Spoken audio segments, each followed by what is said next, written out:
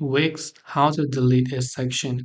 So if you want to delete a section on Wix, it is actually quite simple to do so.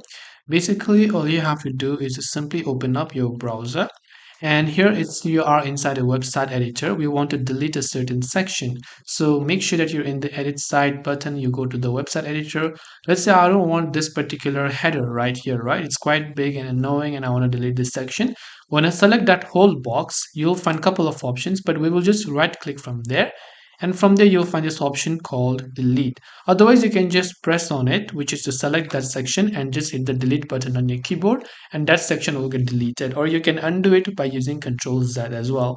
And this way, you can restore the deleted one as well. And this way, you should be able to add sections or delete sections on Wix website. Sorry, if you have got any further questions, feel free to leave them down below. Thank you for watching till the very end of the tutorial, and as always, see you soon in the next video.